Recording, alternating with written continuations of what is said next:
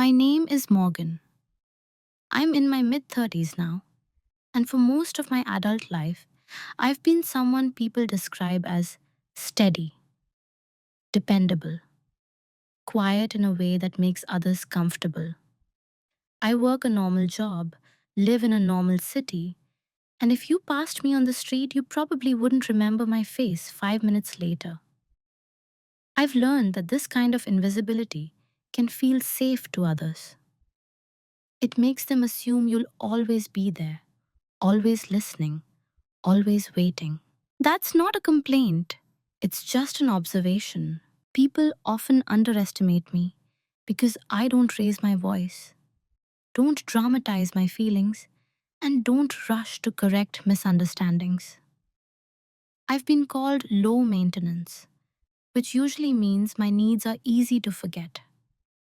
I've been told I'm strong, but usually only after I've absorbed something quietly and moved on without asking for acknowledgement.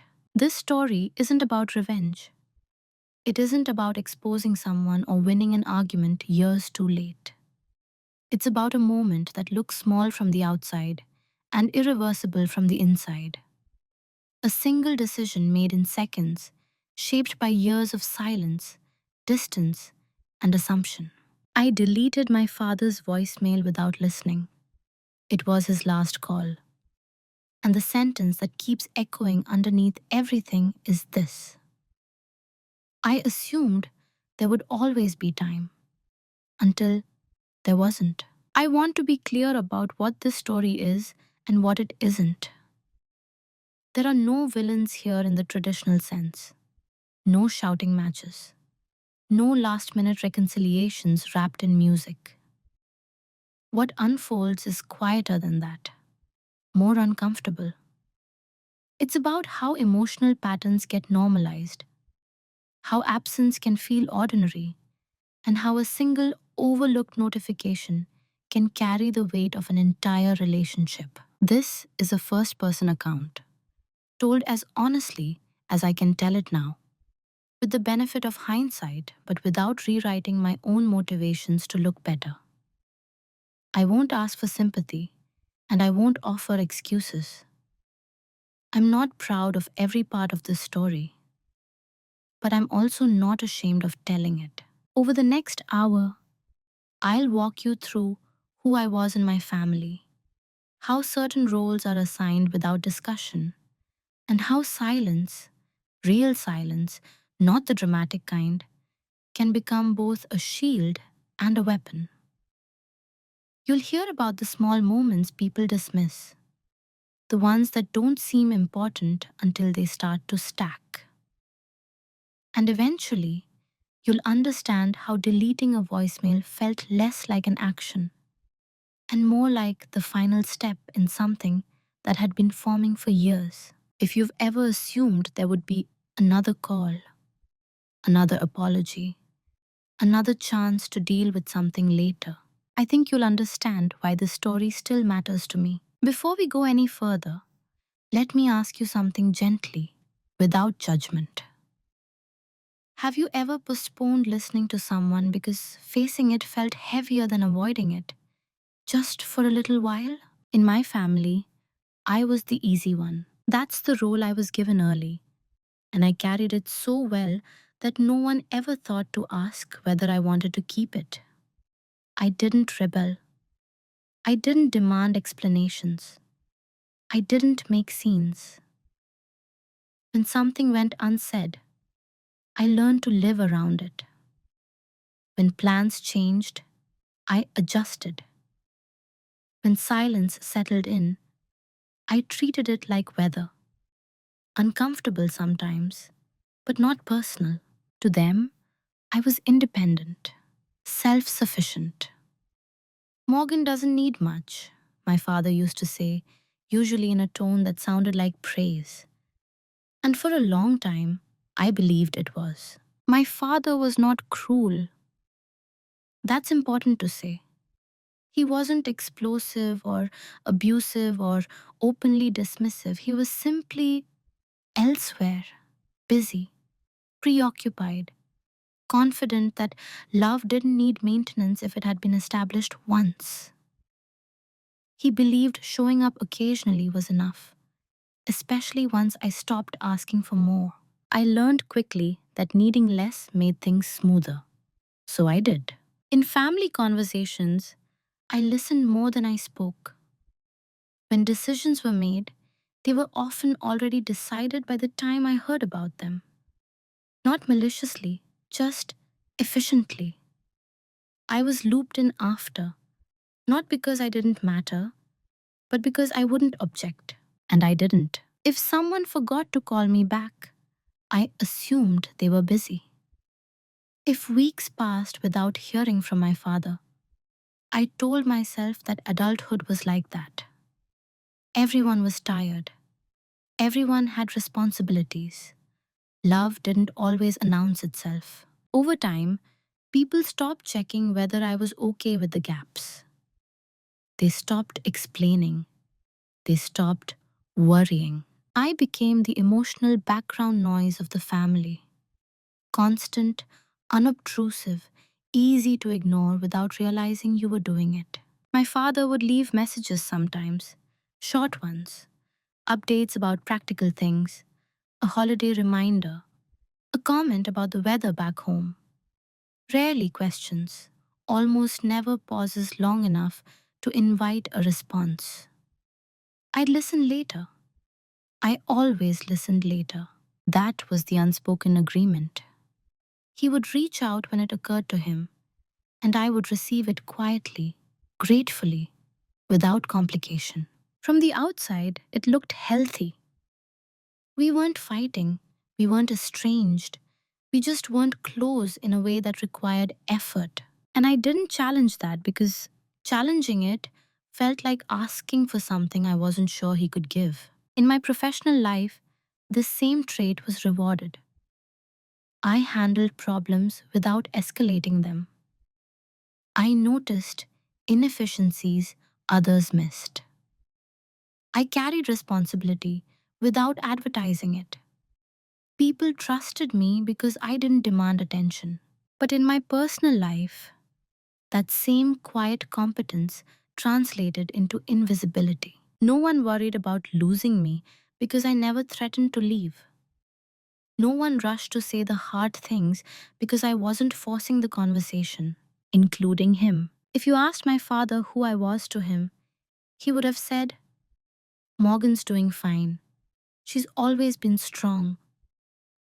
And I think he believed that absolved him from checking more closely. I believed it too. For a long time, being underestimated felt like peace. It meant fewer expectations, fewer disappointments. It meant I could move through relationships without friction. I didn't realize that the cost of that peace was unseen. And when you're unseen long enough, people start to assume you'll always be there, quietly waiting, patiently available, indefinitely reachable. That assumption sat beneath everything that came later. At the time, I didn't recognize it as a fracture. It felt like normal life, like adulthood, like distance that didn't mean anything. But this is how the story really begins. Not with a voicemail, not with loss, but with a role that made my absence impossible to imagine. The first moment that stayed with me didn't feel important at the time. That's how these things usually start. Not with something sharp, but with something almost forgettable. It was a missed call, one of many. I had called my father on a Sunday afternoon, standing in the narrow kitchen of my apartment, watching water boil for pasta. I remember the light coming through the window because it was unusually soft for Portland. I remember thinking, if he answers, I'll just keep it light. He didn't. I left a short message. Nothing emotional, just an update. Work was busy. I might visit later in the year. I hoped he was doing well. I hung up without waiting for the beep to finish, as if ending it quickly would make it less like a request. He didn't call back that day. or the next. A week later, when we finally spoke, it was because he needed a document I had access to, something logistical related to family paperwork. He moved straight into the request, confident I would help, already halfway through the explanation before saying hello. I helped. Of course I did. Near the end of the call, I mentioned casually that I tried to reach him the previous weekend. I kept my tone neutral, almost apologetic, like I was pointing out a scheduling error, not an emotional one. Oh, he said, I must have missed it. That was it. No follow up question. No curiosity about what I wanted to talk about. No pause long enough to suggest we might circle back. We moved on. I remember standing very still after the call ended, phone still in my hand, realizing something had shifted, but not knowing how to name it. There was no argument to replay, no harsh words to analyze. Just a quiet recognition that my reaching out didn't register the same way his needs did. Everyone else would have dismissed it. I did too, at first. People miss calls. Life happens. It wasn't personal. But my body reacted before my mind did. I stopped initiating contact as often after that. Not consciously, just naturally. As if some internal system had recalibrated to conserve energy. The next time he called, weeks later, it was again about something practical. He thanked me for handling it, told me I was reliable, a word he used often, always with approval. I didn't mention the missed calls again. That's the thing about being the calm one. You learn early that bringing things up creates discomfort, and discomfort feels like failure.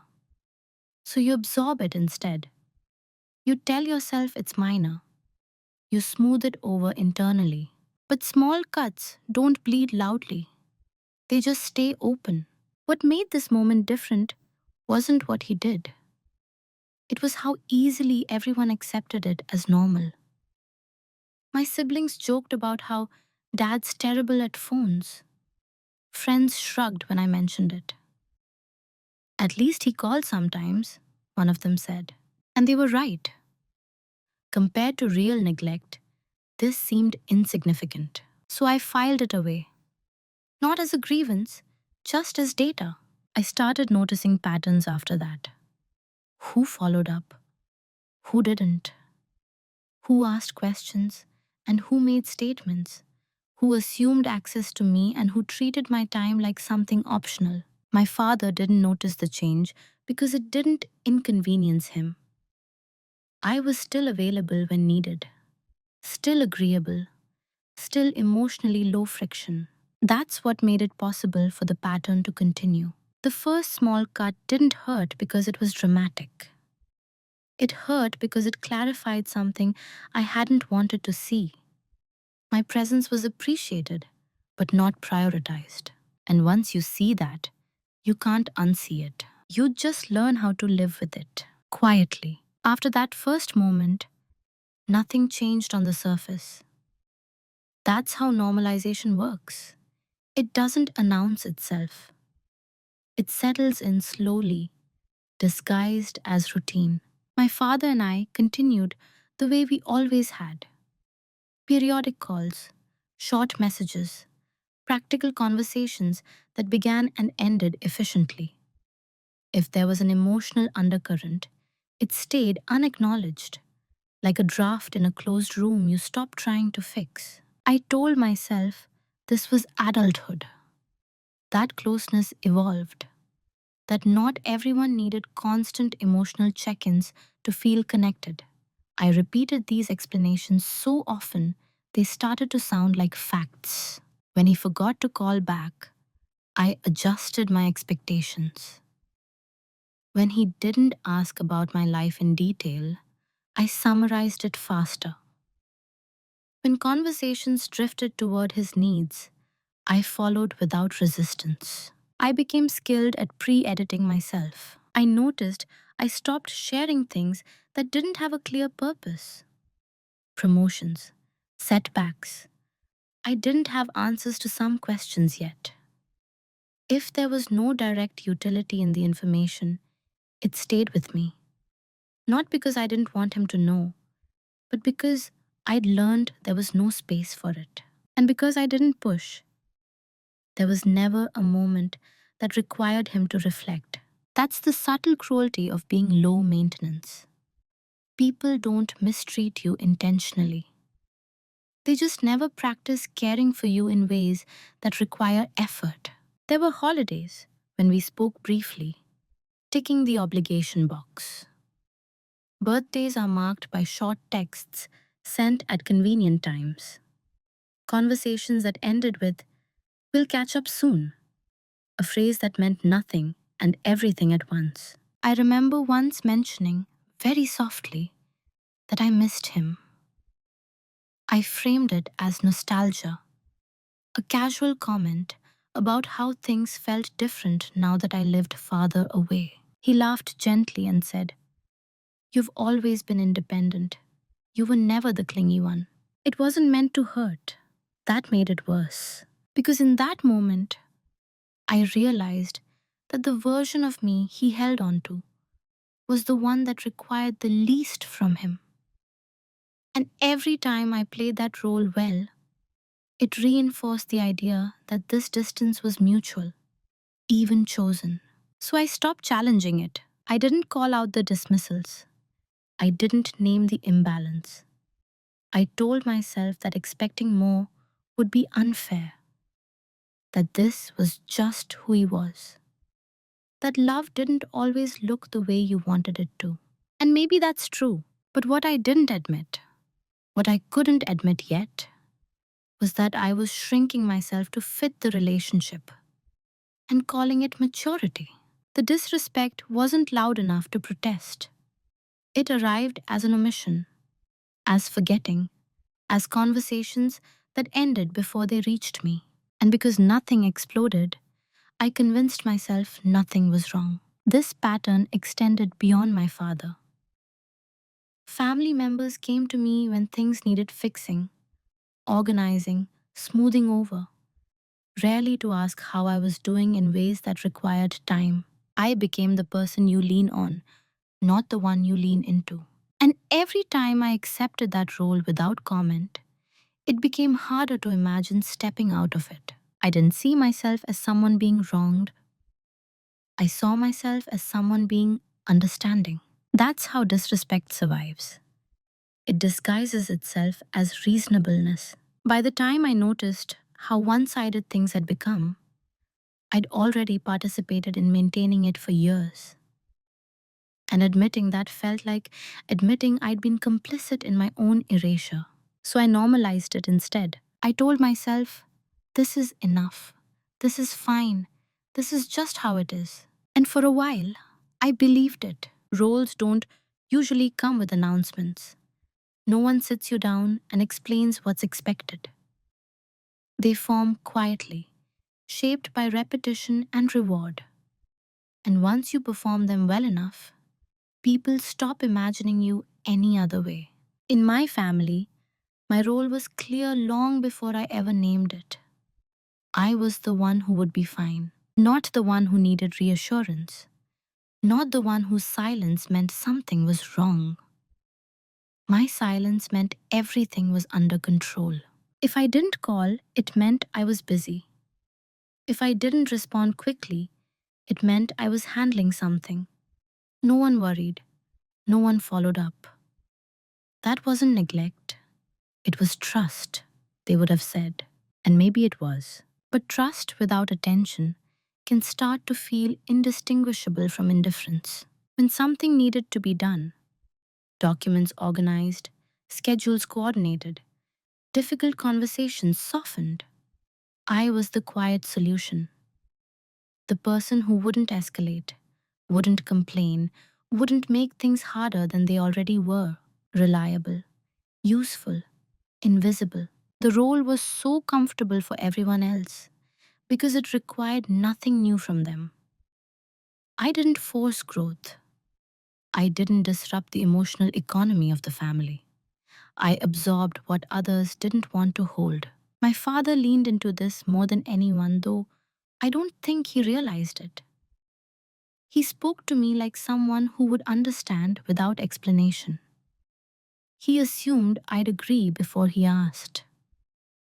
He filled the silence with logistics, not curiosity, and I allowed it because pushing back felt like introducing chaos into a system that relied on my calm.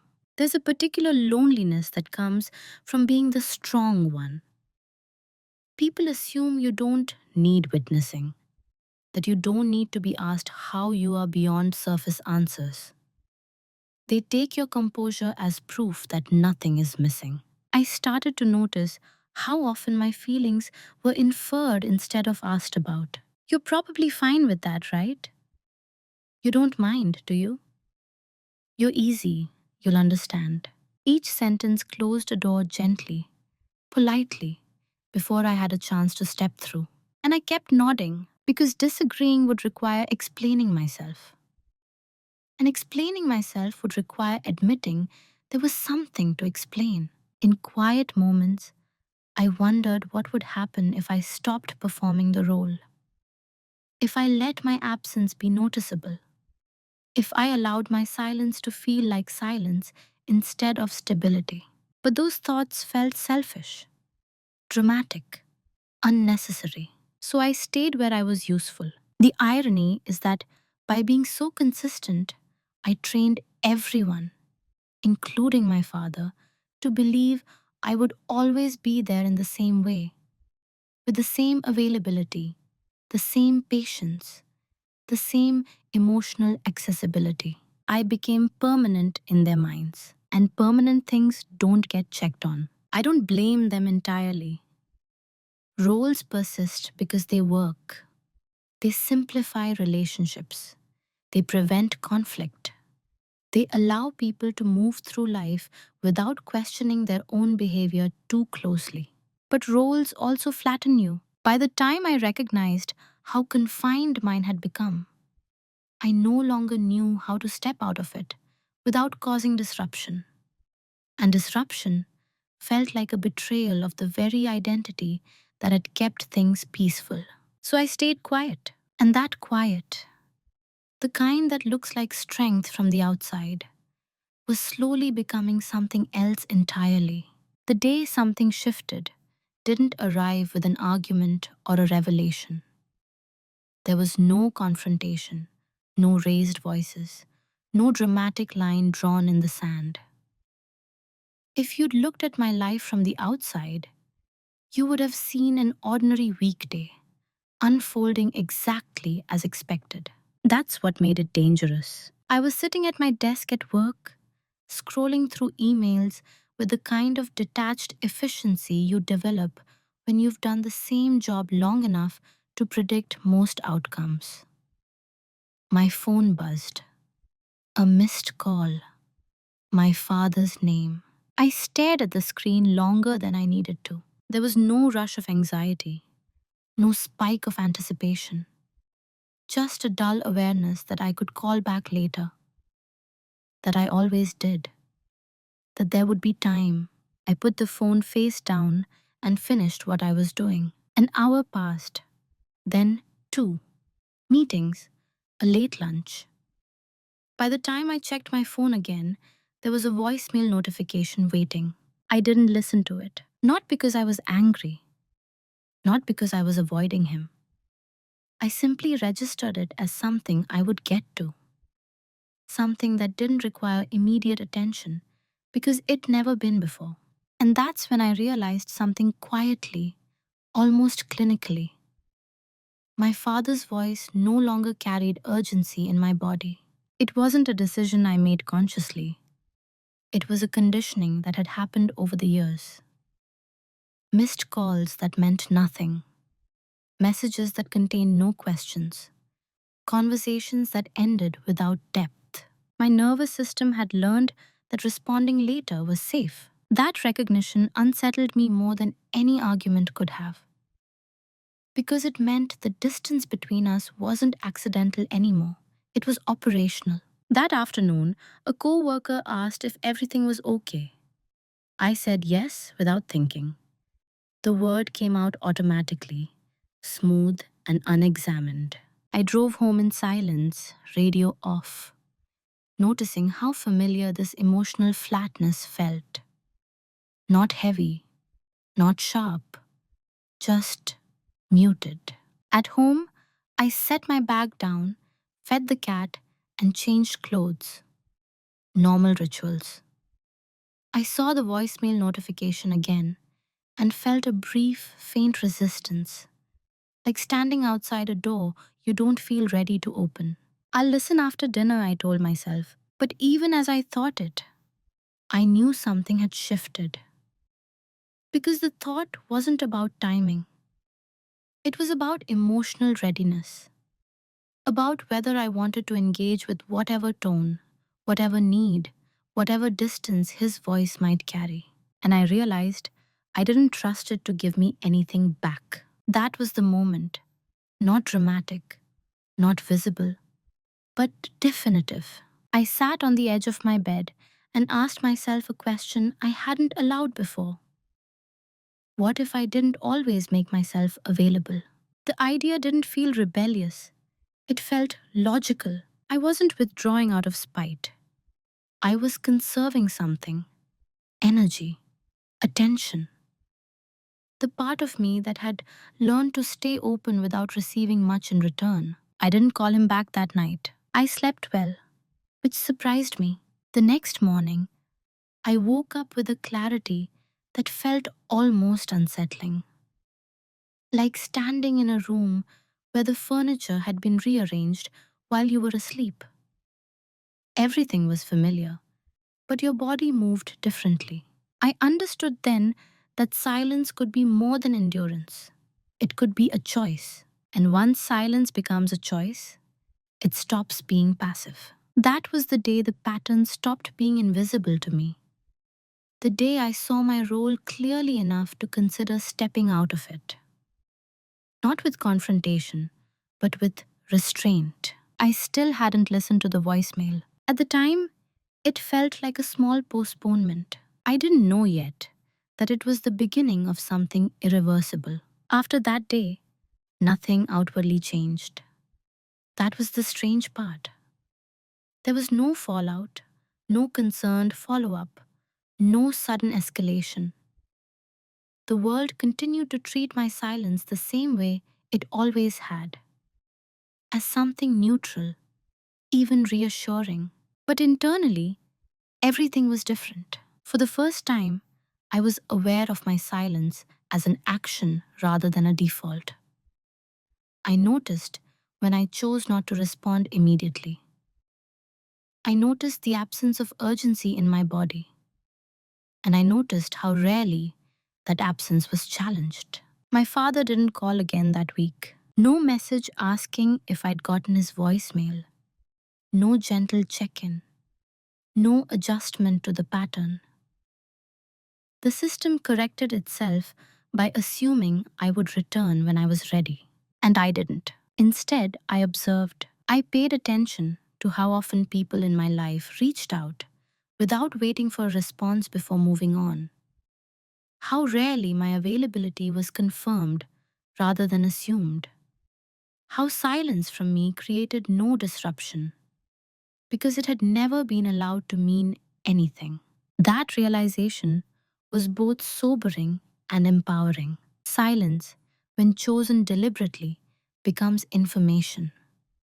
It reveals who notices, who follows up, who feels the gap, and who doesn't. I wasn't testing anyone. I wasn't playing a game. I was simply stepping back from the reflex to accommodate. My father's next call came days later. I watched it ring, not with resentment, with curiosity. I wondered if he would leave a message that acknowledged the space, that asked a question, that sounded different. He didn't. The voicemail was short, practical, a continuation of the same rhythm we'd always had. He assumed I'd hear it when I had time. He assumed access without confirmation. I didn't delete it. I just let it sit. What surprised me most was how quickly others misinterpreted my silence. At work, a delayed response was seen as confidence, authority.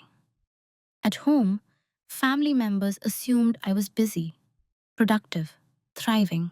Silence protected my image while allowing me to withdraw emotionally. No one accused me of pulling away because I had never been seen as someone who needed to be pulled close. This is the quiet power of being underestimated. When you change, people don't panic, they rationalize. She's fine. She'll get back to us. That's just how she is. And for the first time, that assumption worked in my favor. I wasn't disappearing, I was repositioning. I started asking myself harder questions, not about him, but about me. What did I want from this relationship, realistically? What had I been giving without being asked? What would happen if I stopped compensating for the distance? These questions didn't come with anger, they came with clarity. I realized I had been participating in the illusion of closeness by always being available, by filling in gaps with understanding, by interpreting absence generously. Silence stripped that illusion away, and in its place, something steadier formed: self respect without announcement. I didn't confront my father because confrontation would have centered his response. Silence centered my awareness. He was free to notice or not, and I was free to stop waiting. By the end of that week, I understood something fundamental. When people mistake your silence for weakness, they reveal how little they've been listening all along. I still hadn't listened to the voicemail. At that point, it felt like a boundary. I didn't know yet how permanent it would become. What no one noticed was not my silence, but what I was doing with it. From the outside, I looked the same. Same routines, same calm demeanor, same steady reliability when I did engage. There were no dramatic shifts that would trigger concern, no declarations, no ultimatums. But internally, I was paying attention in a way I never had before. Silence gave me space, and in that space, patterns became unmistakable. I began documenting, not in a literal sense, not at first. I noticed timing, who reached out after a delay and who didn't, who followed up with curiosity and who moved on without pause, who asked questions that required listening and who spoke in monologues disguised as conversations. My father consistently fell into the second category. When he did call, the rhythm never changed. No acknowledgement of the missed connections, no adjustment, no checking whether I'd heard the previous message. Each interaction reset as if nothing had happened. It wasn't cruelty, it was a habit. And habits reveal priorities more honestly than words. I started to understand something uncomfortable. The closeness I thought we had relied almost entirely on my participation, on my availability, on my willingness to interpret minimal effort as sufficient. Without that, there was very little left. This realization didn't make me angry. It made me precise. I thought back over years of communication, how often I'd been the one to bridge gaps, soften tones, keep things moving, how rarely my absence had been named as a problem. I wasn't missed. I was expected. That distinction matters. In parallel, other areas of my life began to shift. I invested more in friendships, where reciprocity existed naturally, where silence prompted concern, not assumption, where questions were asked without being prompted. The contrast was stark. I began to see that my father wasn't uniquely distant. He was simply the person whose distance I had normalized the longest. And once I stopped doing that work for him, the relationship revealed its true shape. I didn't announce any of this. I didn't journal dramatically or rehearse speeches.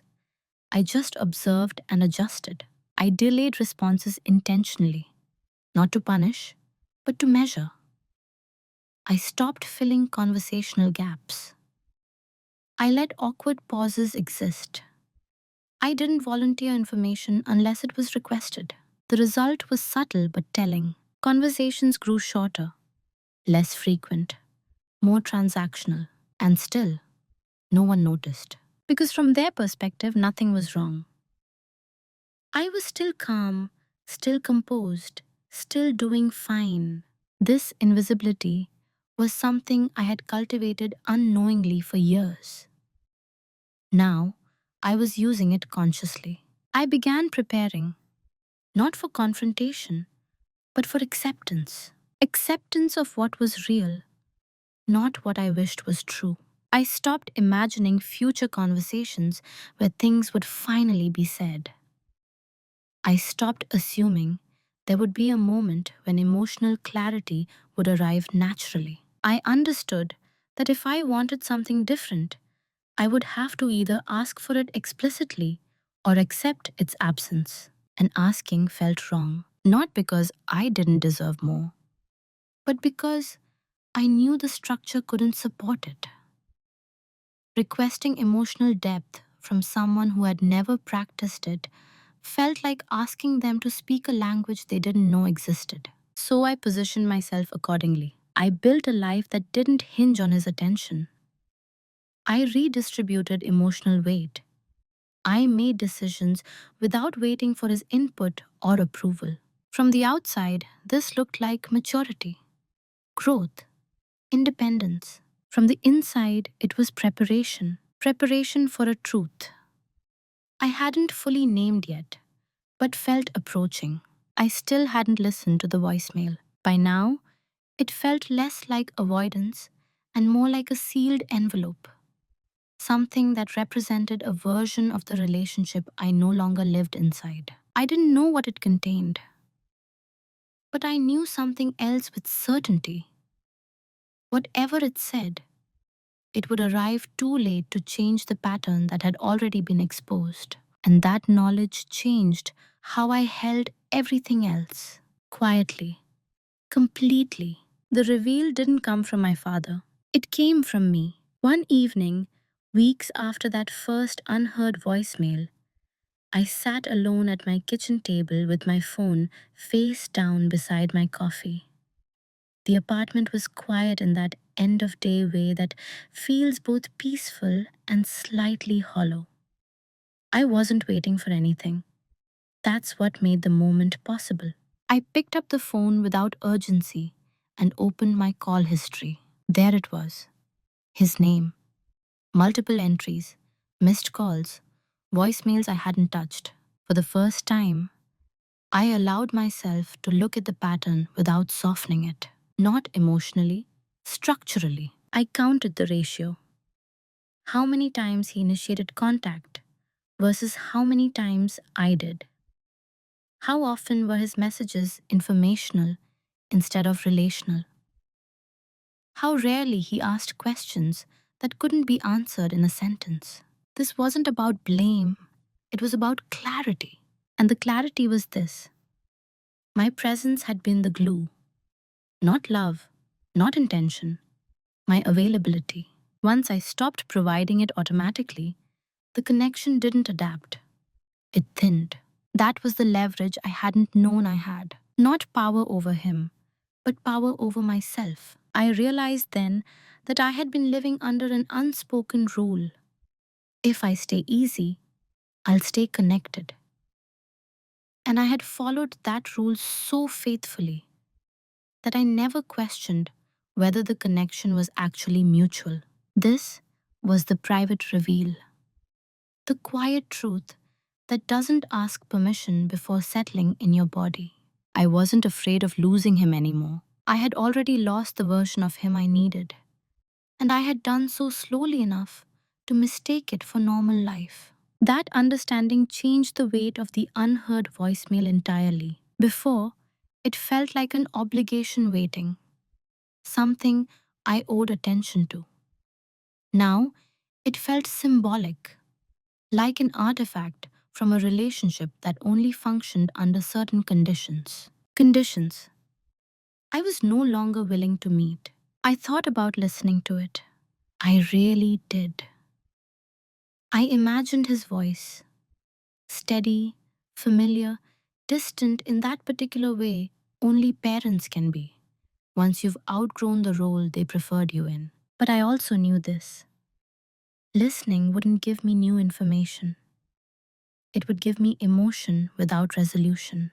And I was tired of absorbing things that didn't move. So I didn't press play. That decision wasn't dramatic. It was precise. I set the phone down and felt something unexpected.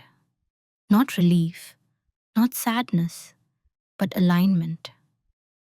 Like my actions finally matched what I knew to be true. This was the leverage I had discovered. I no longer needed to explain myself to participate less. Silence in this form wasn't withdrawal, it was consent revoked. I didn't tell anyone about this realization. Not friends, not family. This wasn't something that needed witnesses. Some truths only work when they remain private. From that point on, I made a quiet commitment to myself. I would stop compensating for emotional distance. I would stop translating minimal effort into care. I would stop assuming that time alone would fix what attention had never been given to. I didn't know what would happen next. I didn't foresee consequences. I wasn't planning an outcome. I was simply done carrying a dynamic that relied on my silence to survive. The voicemail stayed unheard, not as punishment, as closure. At the time, I believed this was the end of it.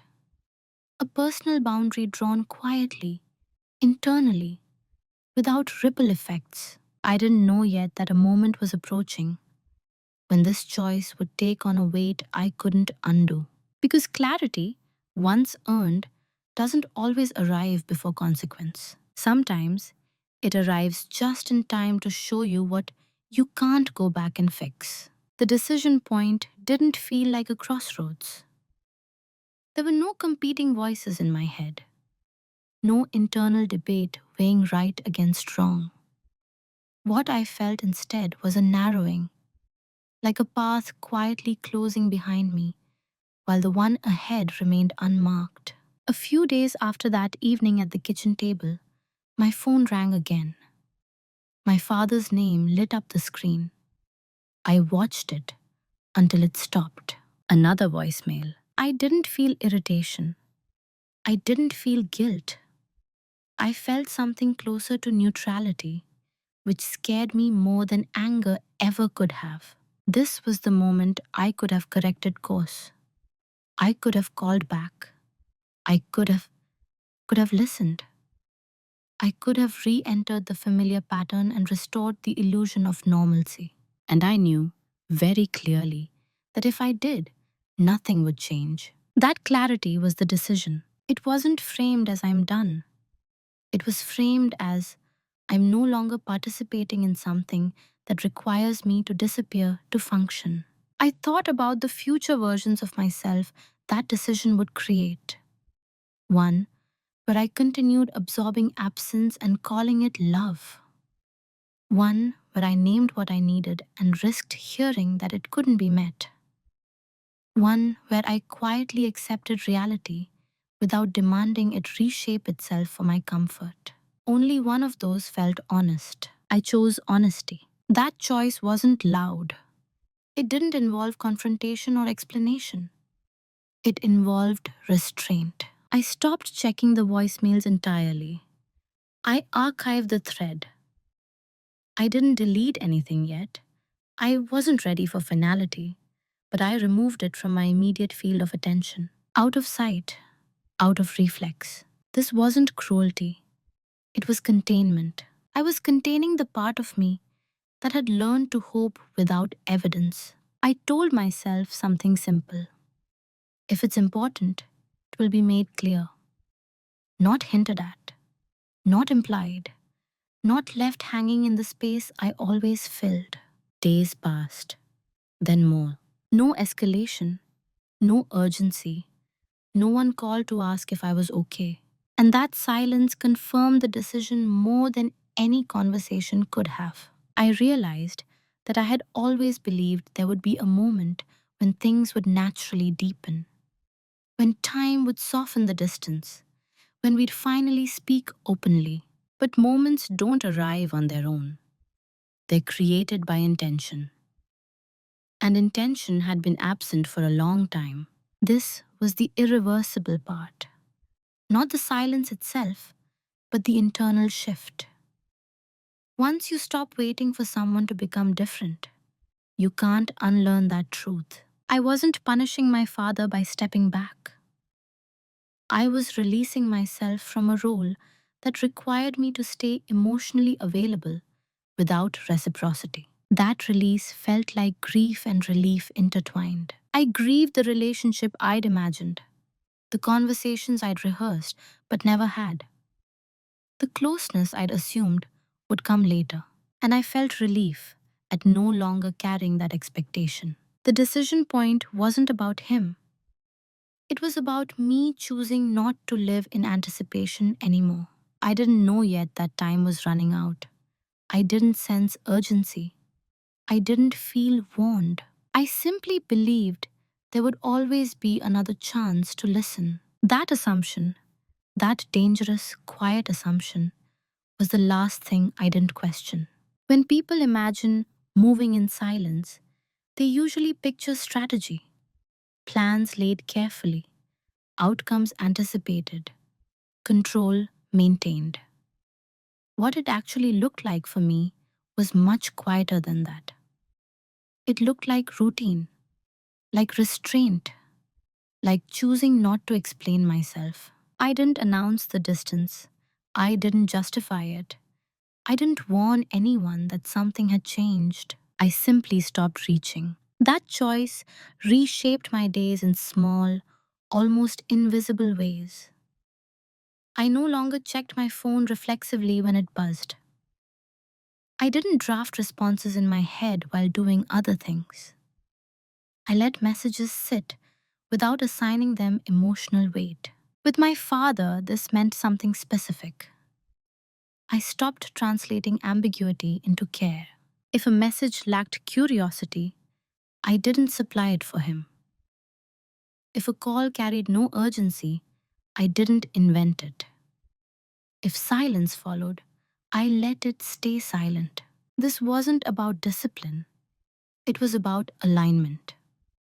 My external behavior finally matched my internal reality. Life filled the space easily. Work demanded focus. Friends who knew how to ask real questions took up more room. I invested time in relationships where attention flowed both ways, without negotiation. And the absence of tension surprised me. I'd expected guilt to surface, doubt, second guessing. But instead, there was a steadiness I hadn't felt before, like standing on ground that didn't shift when I relaxed my weight. My father called less frequently after that. Or maybe it just felt that way because I wasn't tracking it anymore. There were a few more voicemails. Each one is similar in tone. Each one assumes continuity. He never acknowledged the growing gap. And that told me everything. Because when people feel distance that matters to them, they name it. They ask. They adjust. They don't proceed as if nothing has changed. I understood then that my silence wasn't being experienced as absence. It was being experienced as flexibility. That realization closed something in me. I archived the messages again. This time, I didn't hesitate. Moving in silence doesn't mean acting secretly. It means acting without the need for validation, without rehearsing how your choices will be received. I didn't feel empowered in a triumphant way. I felt settled. There was no plan for confrontation, no desire for explanation. If anything, I felt a growing certainty that explaining myself would only reopen a dynamic I had already outgrown. Some relationships don't end with conflict, they end with alignment. When you stop doing the work that kept them alive, I told myself honestly that if my father needed me, he would make that need unmistakable. He would ask directly. He would show up differently. I believed that. And because I believed it, I allowed myself to stop monitoring the situation. I lived as though time were abundant. I didn't know yet how fragile that assumption was. I didn't know that silence can protect you from pain, but it can also delay it until it arrives all at once. I moved forward calmly, unaware that the consequences of my quiet decision were already in motion, unseen, unannounced, irreversible. The consequences didn't arrive with a clear cause. There was no message that said something was wrong, no urgent call cutting through the quiet. Instead, they appeared as a subtle imbalance, like realizing the room has gone cold only after you've been sitting in it for a while. It started with other people, a casual comment from my aunt during a brief check in call. She mentioned my father in passing, something about him being a little quieter lately. The way she said it was almost dismissive, like an observation about the weather. Nothing alarming. I nodded, even though she couldn't see me. Later that week, my sister asked if I talked to him recently. Her tone was neutral, unbothered. I told her no. She shrugged it off verbally, filling the space with updates about her kids, her schedule, and her exhaustion. No one was worried. And that was the consequence I hadn't fully anticipated. When you've spent years being the stable one, your withdrawal doesn't register as a loss. It registers as an adjustment. People assume you're busy, or tired, or doing well enough not to need checking on.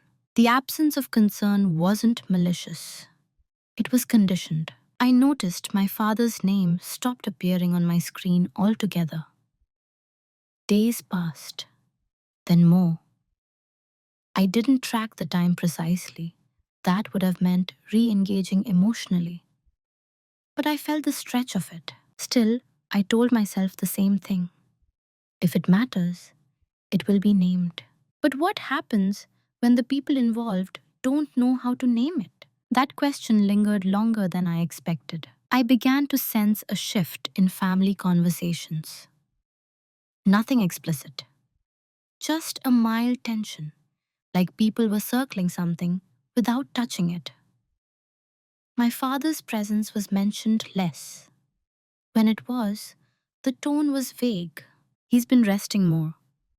He's just tired. You know how he is. I didn't ask follow-up questions. Part of me believed that staying consistent with my boundary meant not re-entering the old role, the role of interpreter, the one who translated fragments into meaning. So I stayed quiet, and that quiet began to echo in ways I hadn't planned for. There was a moment, small, almost invisible, when doubt flickered. I remember standing in line at the grocery store, phone in my hand, thinking briefly about checking my archived messages. The thought passed. I told myself that if something had changed, someone would tell me that this wasn't my responsibility anymore. That belief felt reasonable. It had logic behind it. But logic doesn't always account for human avoidance. People don't like delivering uncomfortable information. They delay it. They soften it. They wait for the right moment, which rarely arrives. And I had made it very easy for myself to wait on. The consequence wasn't punishment. It was a disconnection, unfolding quietly across multiple people, each assuming someone else would step in if needed. I wasn't being excluded.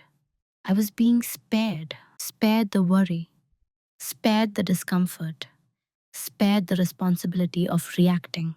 And because I didn't ask, because I didn't push, because I didn't break my silence, the information moved around me instead of toward me. This was the cost of invisibility I hadn't calculated. By the time I sensed that something was off, the distance was already doing its work. Not dramatically, not cruelly, just effectively. I still believed there would be time. That assumption was the last thing holding everything together, and it was already beginning to fail. The call came on an ordinary morning. That detail has never left me. The way the day didn't announce itself as different. No sense of impending collapse, just light through the curtains and the low hum of traffic outside. It was my sister. Her voice was steady, practiced in the way people sound when they've already said the words once and are bracing to say them again. Dad's in the hospital, she said. There was a pause. Not for drama, for adjustment. He passed last night. The sentence landed without sound. No sharp intake of breath, no immediate reaction. My body went very still, as if freezing would buy me time to understand what I just heard. I remember asking practical questions. When? Where? What happened? My voice sounded normal to my own ears. Calm. Capable. I didn't cry. After the call ended, I sat on the edge of the bed and stared at the wall. I wasn't replaying memories or rushing toward regret. I was thinking about the voicemail. I picked up my phone. The notifications were still there, buried exactly where I'd left them. Missed calls, voicemails, untouched. That was when the weight arrived. Not as emotion, but as certainty. There would be no more messages, no clarification, no follow up, no chance to hear his voice again outside of what was already recorded. The realization didn't explode. It settled. I listened to the voicemail then. I won't repeat what he said. Not because it was dramatic, it wasn't, but because it doesn't matter in the way people expect it to. It wasn't an apology. It wasn't a confession. It was him, familiar, ordinary, contained. He hadn't known. He hadn't known it would be the last time he spoke to me. And neither had I. That's what made it unbearable. I deleted the voicemail afterward. Not in anger, not in denial, but because keeping it felt like preserving something incomplete. A fragment without context. A soundbite that couldn't resolve what it represented. I didn't want to replay his voice out of sequence with reality. This was the point of no return. Everything I had believed about time, about having space to come back to things later, collapsed into that one irreversible fact. Later had ended. People tell you there's no right way to grieve. What they don't tell you is that some grief doesn't look like mourning. It looks like recalibration, like reviewing years of interaction through a lens you never wanted to use. I wasn't drowning in regret. I was standing in it. I understood with brutal clarity that my silence had been reasonable, my boundaries had been valid, and still, this was the outcome. Both things were true. That's the part no one prepares you for. You can act with integrity and still arrive at a loss without resolution. I didn't wish I had performed more. I didn't wish I had gone back to the old role. I wished I had asked one direct question sooner, not out of obligation, out of honesty. But wishing doesn't reverse time. It only sharpens your understanding of how fragile assumptions really are. I had assumed there would always be time, and I was wrong. There was no confrontation with my father, not in the way people usually mean it. No final conversation where everything was said. No moment of emotional truth exchanged across a hospital bed. The confrontation came later, and it wasn't loud. It happened in the quiet days after the funeral, in conversations that never raised their voices but carried a new weight underneath every word. Family members spoke carefully around me, as if I were fragile. They asked if I was okay in ways that didn't expect an honest answer. I said I was managing, and I was. What they didn't ask, what no one asked, was whether I had known how sick he was. Because the truth was uncomfortable. I hadn't. At some point, my sister mentioned, almost casually, that Dad had been trying to get things in order, making calls, leaving messages, reaching out in his way. She looked at me then, just for a second. Did he ever get through to you? She asked. I didn't hesitate. He called, I said. I didn't listen right away. That was it. No accusation, no explanation, just a fact. The room went quiet, not tense, but recalibrating. I could feel everyone adjusting their internal narratives, trying to fit this information somewhere that wouldn't require too much discomfort. No one blamed me. That surprised me. Instead, there was a collective pause, a recognition that something had been missed, but no clear place to assign responsibility. My silence, his distance, everyone's assumptions. It all existed in the same space, unresolved. Later, alone, my sister asked gently why I hadn't called back sooner. Her tone wasn't judgmental. It was confused. I told her the truth. Not the long version, not the philosophical one, just the simple explanation. I didn't know there was urgency, I said. There never had been before. She nodded slowly. She understood more than she said. That was the confrontation. Not anger, not blame, but reality. Stated plainly. I didn't defend myself. I didn't apologize for protecting myself either. There was nothing to argue about. The facts were enough. My father had reached out in the only way he knew how. I had responded based on the pattern I'd been given. The timing didn't forgive either of us. That's what made it quiet. There was no moral high ground to claim, no villain to point to, just a shared recognition of how easily people miss each other when communication relies on habit instead of intention. In the past, I would have filled that silence. I would have explained more, softened the edges, taken on the emotional weight of everyone else's discomfort. I didn't this time. I let the truth stand on its own. That restraint felt like growth, not coldness. Because this wasn't about winning understanding. It was about no longer contorting myself to make things easier to digest. There are losses that don't end relationships, they clarify them. And this one clarified mine. I could hold grief without self betrayal.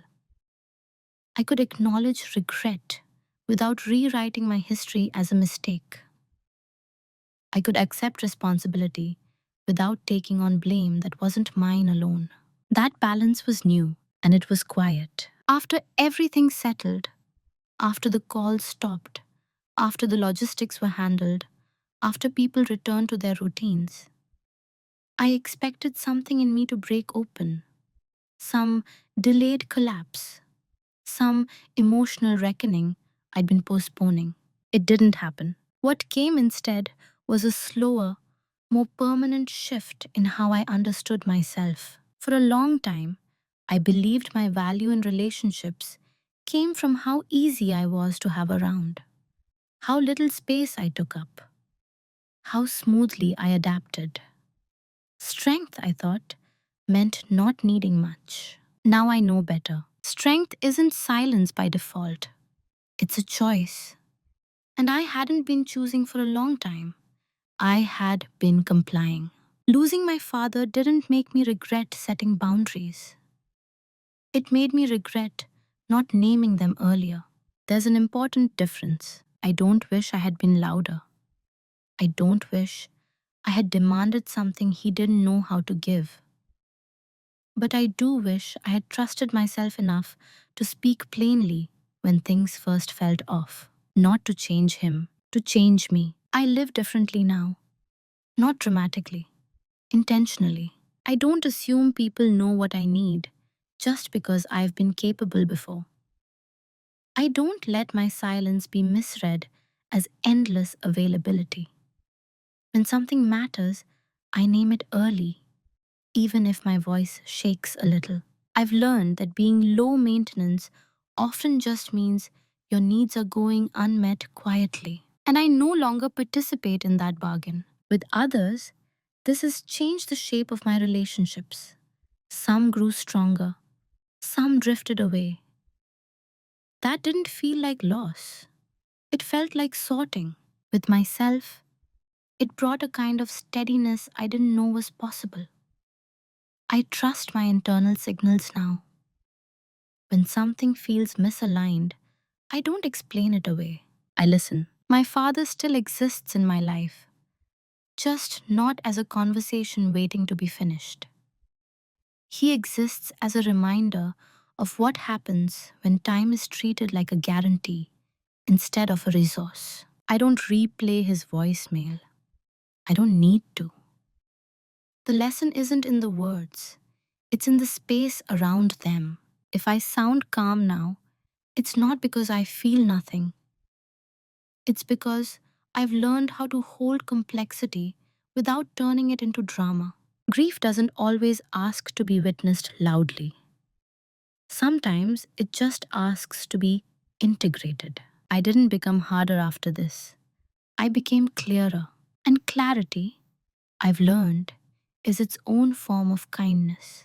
There are stories that end with forgiveness, and stories that end with confrontation. This one ends with understanding, and that's quieter than most people expect. For a long time, I tried to decide whether deleting my father's voicemail was a mistake or a mercy. I don't frame it that way anymore. It wasn't an act of defiance, and it wasn't an act of denial. It was the final expression of a pattern that had already run its course. The truth is, the voicemail didn't fail because I didn't listen soon enough. It failed because it carried everything that had gone unsaid for years, compressed into a moment that assumed time would cooperate. And time doesn't do that. What this experience taught me isn't that we should always rush to respond or live in constant emotional urgency. It taught me something more uncomfortable. Silence teaches people how to treat us. When we stay quiet to keep peace, others learn that peace doesn't require our presence, only our compliance. When we delay saying what matters, we train ourselves to believe there will always be a later moment that feels safer. There often isn't. But here's the part that matters most to me. You can act reasonably. You can protect yourself. You can move with integrity and still lose something you didn't know you were saying goodbye to. That doesn't mean you were wrong. It means life doesn't wait for emotional readiness. If there's a moral here, it's not always listen to the voicemail. It doesn't build relationships that only survive on your silence. Say the thing earlier. Ask the direct question. Name the distance when it first appears, not to accuse, but to orient yourself in reality. And if you're someone who has always been the strong one, the reliable one, the person everyone assumes will be fine, remember this. Being fine is not the same as being seen. I don't tell the story to assign blame. I tell it because it changed how I live, and because I know I'm not the only one who assumed there would always be time. If you're comfortable sharing, I'd like to ask you something, and I'd really read your answers. Have you ever postponed listening, responding, or speaking honestly with someone because you believed there would be another chance later, and then realized later had already passed. Thank you for listening.